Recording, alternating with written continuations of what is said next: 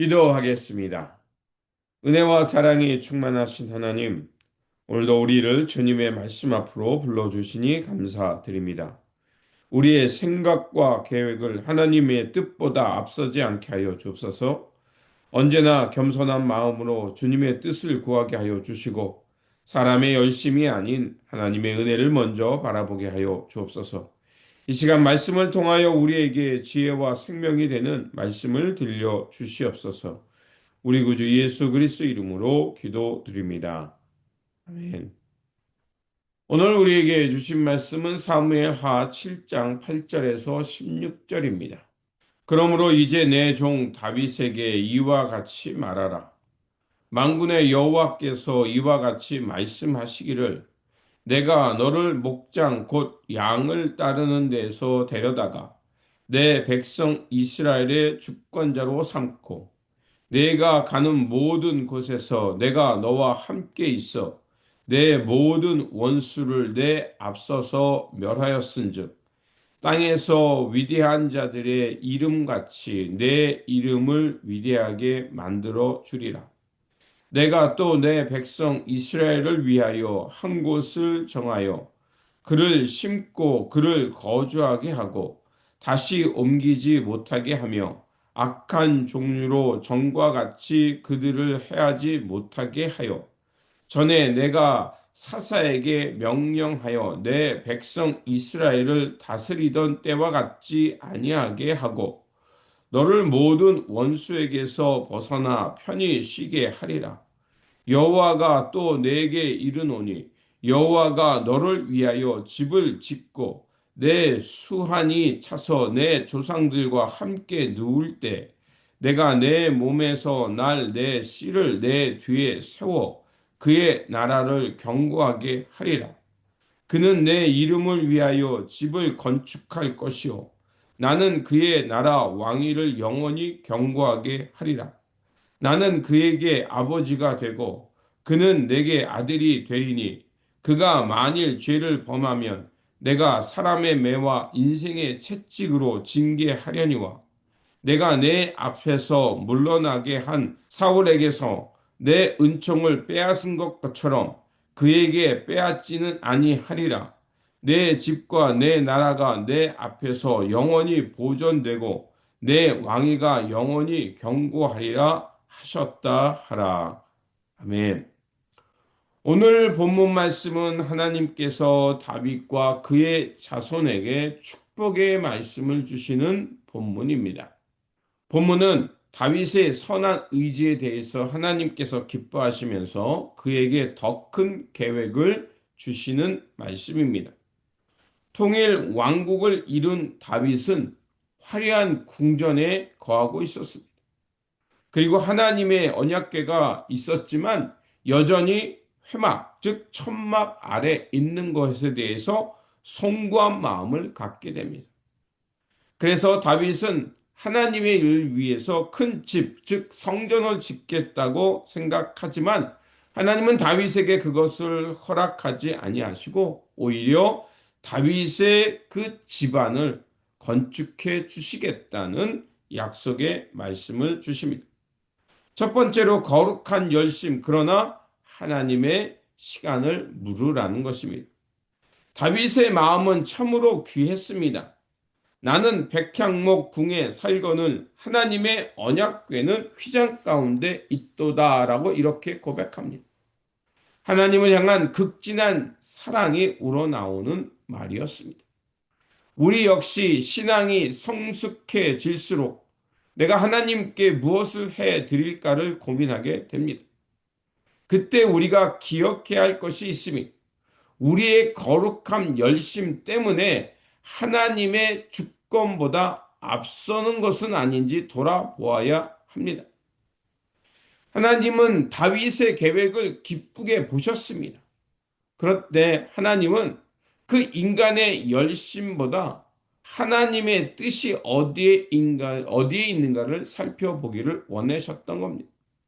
그래서 우리가 읽었던 말씀은 하나님께서 그 나단 선지자에게 그 주셨던 말씀, 그래서 그 말씀이 다윗을 향한 말씀이었음을 알 수가 있습니다. 신앙생활이란 내 열심을 성취해 가는 것이 아니라 하나님의 선한 뜻을 알고 그 뜻에 보조를 맞추는 과정임을 기억해야 할 것입니다. 두 번째로 하나님은 건물에 갇히는 하나님이 아니라 관계 속에 거주하는 주님이시라는 것입니다. 하나님은 나단 선지자를 통해서 내가 언제나 나를 위하여 백향목 집을 건축하라고 말하였느냐라고 반문합니다. 이것은 거절이 아니라 하나님의 자유함과 임재의 본질을 선포하는 것이었습니다. 하나님은 특정한 건물이나 제도의 틀에 갇히는 분이 아니라는 것입니다. 이스라엘이 광야를 지날 때 또 하나님께서는 천막에 같이 계시면서 그들과 같이 이동하셨습니다. 오늘날에는 하나님이 화려한 외형의 성전보다 오히려 우리의 삶 한복판, 역사 한가운데 그 또 성도들과 관계하는 일상 속에 거하시며 기뻐하십니다. 그렇게 오늘 우리가 생각할 것은 내가 지금 내 생각으로 하나님을 가두고 있는 것은 아닌지, 오늘 내가 성전이라는 체제를 이루면서 그 하나님을 그 형식에 가두고 있는 것은 아닌지 돌아볼 필요가 있습니다. 다시 한번 우리가 오늘 하나님과 언제 어디서나 인격적인 사귐을 갖고 있는가? 그리고 하나님의 무소부재하시다는 것을 생각하며 내가 지금 삶을 하나님 앞에서 거룩하게 살고 있는가 돌아보아야 합니다. 하나님은 화려한 건물이 아니라 우리 삶 한복판에 거한다는 것을 기억해야 할 것입니다. 세 번째로 내가 집을 짓는 것이 아니라 하나님이 나를 위해 집을 지어 주신다는 것입니다. 본문에 반전이 일어납니다. 다윗이 하나님을 위해 성전을 짓겠다고 하자 오히려 하나님은 내가 너를 위해 왕조, 언약, 집을 세워 주시겠다고 말씀합니다. 하나님은 다윗에게 그의 과거를 상기시킵니다. 너는 들에서 양을 치던 목자였다. 그런데 내가 너를 택하여 주권자로 삼았고 너를 이 땅에 이스라엘을 다스리는 대리자로 세웠다라고 말씀하십니다. 우리 신앙의 출발점은 언제나 하나님이 먼저 나를 찾아오시고 나를 지명하여 불러주신 그 하나님의 선제적인 은총에 있음을 잊지 말아야 합니다. 그리고 오늘 우리가 하는 헌신과 봉사는 바로 그 하나님의 압도적인 은혜에 대한 리스판스, 그 은혜에 대한 보답의 행위라는 것을 기억해야 합니다.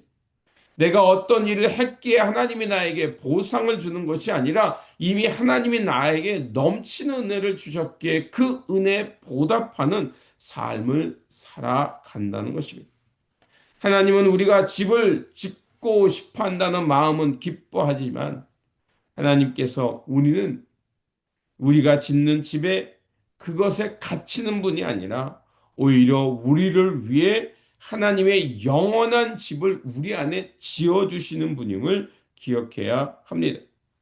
그렇게 우리의 열심은 귀하지만 그보다 더 중요한 것은 하나님의 뜻이 어디에 있는가를 묻고 그 길을 향해 나아가는 것입니다.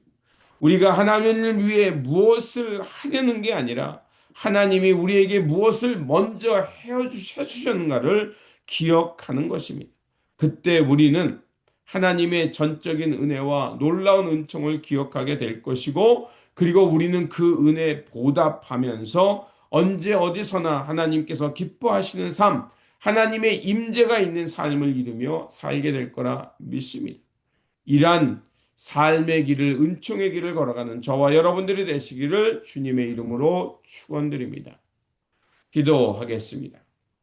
신실하신 하나님, 우리가 주님을 위해 무엇을 하야 하는 그 열심을 기뻐하시는 하나님.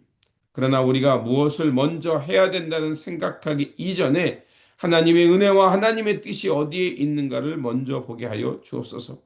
우리가 작은 생각과 계획을 내려놓고 하나님께서 원하시는 그 뜻을 귀하게 여기며 하나님의 음성과 하나님의 말씀에 귀를 기울이는 삶이 되게 하여 주옵소서.